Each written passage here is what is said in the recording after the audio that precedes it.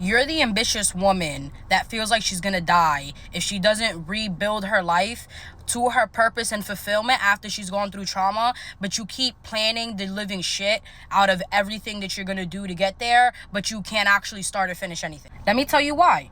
And this is something that is very, very overcomplicated, but I'm going to simplify it to where you can actually understand it. And not only your mind understand it, but your body to actually understand it. When you have a crippling fear of failure, and you have a crippling fear that you're not going to make it, you have a fear that if you actually give it your all, you actually show up authentically on the internet, you actually put your art out there, you actually use your full potential, and you still fail, you're forced to imagine that it's you, that you're not worthy of why you're not able to get the life that you want. And you seeing yourself in that unworthiness scares the living shit out of you, because it means that you're not good enough to have the things that you want and the things that you crave, which means that it's just a personal thing. That's why every single time when you post content and it looks like it got low views, you internalize it, make it mean something about you. When somebody says they're gonna buy something from you and then they don't, you internalize it, make it mean something about you. Because somewhere along the lines in your past, from the trauma that inspired you to want to rebuild your life to this independence,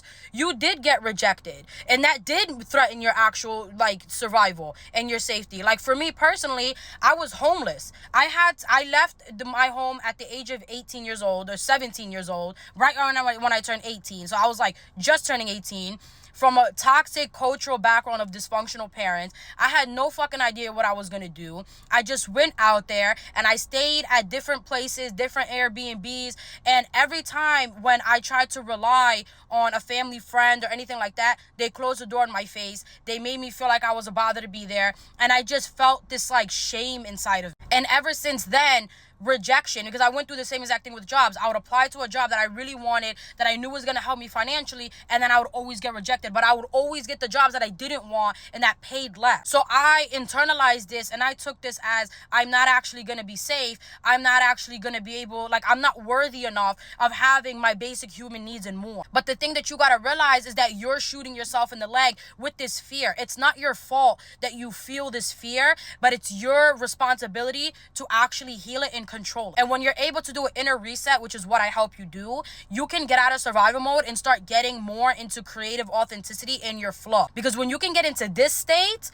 nothing else matters. You're your healed, full, authentic self, and then you become a magnet for all the sales and everything that you want. You will stop being the survival version of you, and you will start being the version of you as if you didn't even go through that shit. You just show up without no fears, as if it's deleted from your memory.